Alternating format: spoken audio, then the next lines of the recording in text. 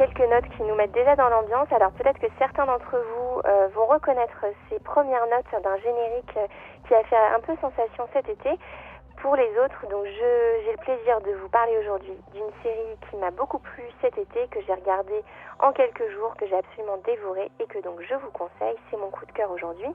C'est Stranger Things, la nouvelle série phénomène des frères Matt et Ross Duffer. Donc une série qui est sortie sur Netflix, encore une plateforme dont je vous parle, qui est bien pratique parce que voilà, on peut regarder des séries, des épisodes de séries sans limite. Et donc je me suis laissée avoir cet été, évidemment, par cette nouvelle série. Alors l'histoire se passe à Hawkins, une petite ville dans l'état de l'Indiana, en 1983. On y découvre 4 jeunes garçons d'environ 12 ans, 4 amis qui jouent à Donjons et Dragons dans la cave de la maison d'un d'eux. La disparition de Will alors qu'il rentre chez lui le soir venu va bouleverser la vie de nombreux personnages, à commencer par ses amis qui vont se lancer à sa recherche, bouleverser également la vie de sa mère, persuadée qu'elle peut communiquer avec lui malgré sa disparition, et bouleverser le quotidien habituellement tranquille du shérif local qui se révèle bien plus perspicace qu'il n'y paraît d'abord. L'enquête va les mener à la rencontre avec Eleven, une petite fille rebaptisée Elf par les 3 garçons, une petite fille bien spéciale, elle a le crâne rasé et elle vient de s'échapper d'un centre de recherche et surtout, elle se révèle avoir des pouvoirs surnaturels. Alors je ne vais pas citer tous les personnages, mais voici déjà quelques pistes qui montrent bien à quel point la série est écrite sur une trame narrative relativement classique. Donc une formule gagnante assez commune dans le paysage cinématographique américain, une petite ville des États-Unis en apparence tranquille et banale dans laquelle vont se passer des choses peu communes, voire extraordinaires. Au milieu de tout ça, des personnages qui reflètent une petite société diversifiée. On a la famille modèle et ses 2 enfants, la mère célibataire dépressive, le flic endurci mais moralement droit, et bien sûr, on a la petite romance entre ados. Donc au cours de l'été et au cours des dernières semaines, il y a beaucoup d'articles qui sont sortis sur le net sur cette série phénomène. On parle bien sûr de ses influences aux années 80, de ses références au cinéma de Spielberg, de Carpenter, entre autres, globalement de son cocktail efficace à base de fantastique et d'un revival années 80 très à la mode dans le milieu des séries films. Il est vrai que dès les premières images, plusieurs films nous viennent à l'esprit. Pour ne citer que quelques-uns, les Goonies, E.T. évidemment, Stand By Me et plus récemment Super 8, qui était déjà un hommage à E.T. et au cinéma de Spielberg. Donc de nombreuses références, mais aussi des citations plus directes à ce cinéma devenu culte. Bref, c'est toute une jeunesse qui renaît sous nos yeux de spectateurs, telle une Madeleine de Proust qui nous renverrait à une époque pas si lointaine. Donc pas de nostalgie, mais plutôt une façon de rendre hommage à une ère de renouveau du cinéma. C'est quand même l'époque de la naissance d'E.T. et de la musique. Un renouveau de la musique, c'est la musique électronique qui est largement présente dans la série. On vient d'en entendre un petit passage. Donc c'est la BO qui est signée d'un groupe texan qui s'appelle Survive. Donc une série, je vous le disais, très efficace et rapidement addictive. Résoudre un mystère bien plus énorme qu'il n'y paraît, révéler les sombres secrets d'un programme gouvernemental qui met en danger la population. Tous ces ingrédients combinés peuvent également évoquer la série X-Files et cette volonté d'abattre les complots un à un pour révéler la vérité avec un grand V au monde entier et ainsi sauver l'humanité. Et puis, malgré tout, malgré ce terreau fantastique, très présent, il y a un fond de vérité historique assez intéressant, je crois pas très connu en France et peut-être pas connu aux États-Unis. Un fond de vérité donc par son ancrage dans une époque particulière, mais au-delà de ça, par la référence faite à un programme de manipulation mentale de la CIA qui s'appelait le MK Ultra. Donc pour cela, je me base sur un article qui est paru sur le site des Inrocks, donc qui parle directement de ce programme MK Ultra. L'article se nomme Qu'était MK Ultra, le programme de manipulation mentale de la CIA étudié par Stranger Things. En gros, ce sont des expériences illégales qui ont été menées sur des citoyens américains dans les années 70 et qui visaient à modifier le comportement par l'usage de drogues telles que le LSD. Le personnage donc de la petite fille Eleven dans la série se trouve relié assez rapidement à ces expériences gouvernementales, donc que le shérif va petit à petit déterrer et découvrir. Alors Stranger Things, c'est donc une histoire avec plusieurs histoires en une. Globalement, c'est l'histoire de laissés pour compte qui se battent pour retrouver une vérité, la rétablir ou pour sauver ce qui reste de l'humanité autour d'eux. C'est évidemment une formule dont les Américains sont très friands au cinéma et qui est devenue une recette scénaristique dans l'univers du blockbuster notamment. On a la mère de Will, bien sûr, qui se bat pour retrouver son fils et prouver qu'elle n'est pas folle. Les amis de Will, qui sont considérés comme des geeks et qui sont donc peu populaires à l'école et qui finalement se révèlent d'une ingéniosité et d'un courage sans pareil face aux épreuves qui les attendent. Donc tout cela fonctionne extrêmement bien.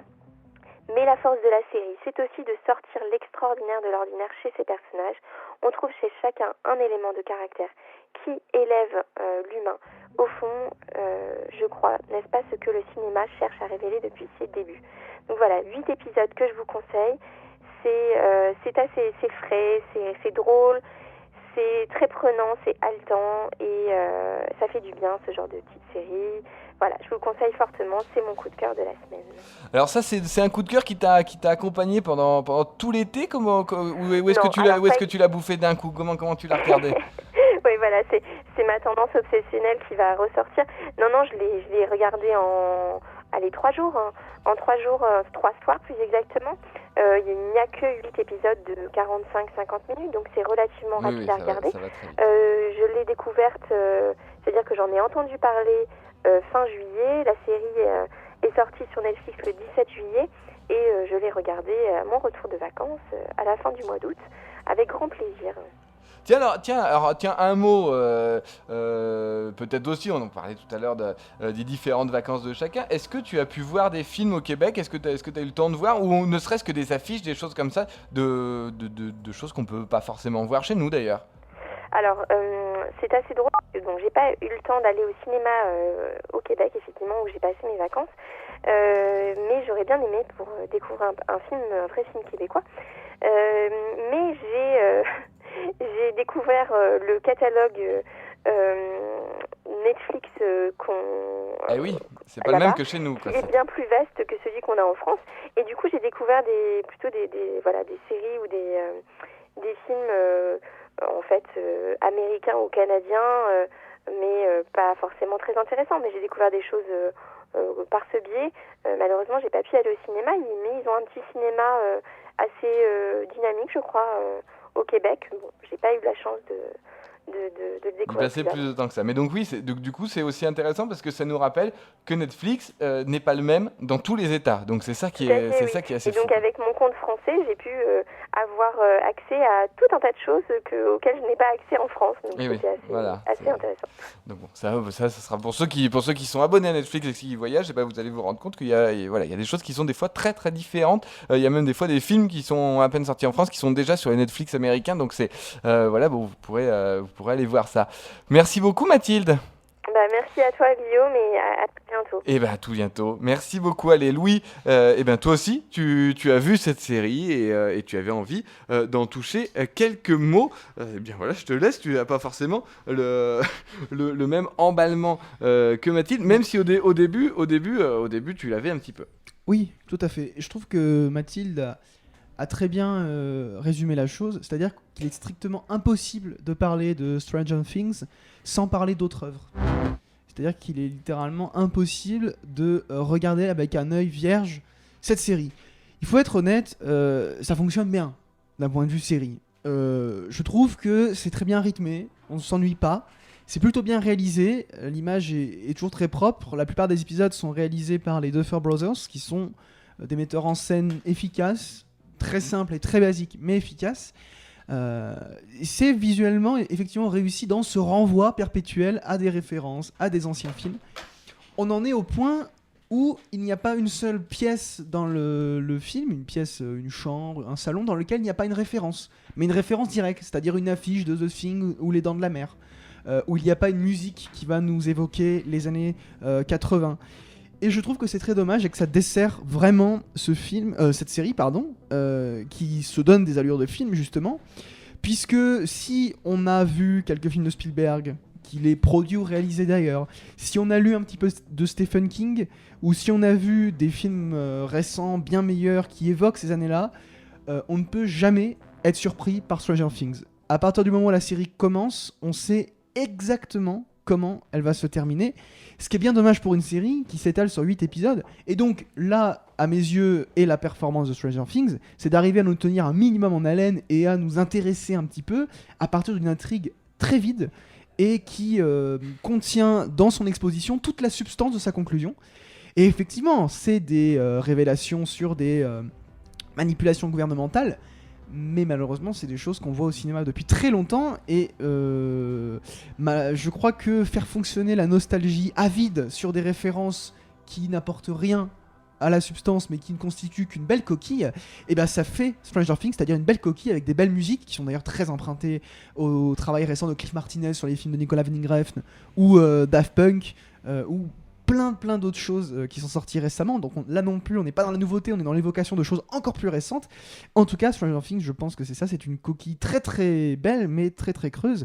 Ça se laisse regarder, mais je trouve très dommage toute la hype qui s'est fait autour de cette série, qui n'est rien d'autre qu'une Madeleine de Proust réchauffée au micro-ondes. Voilà, merci Louis.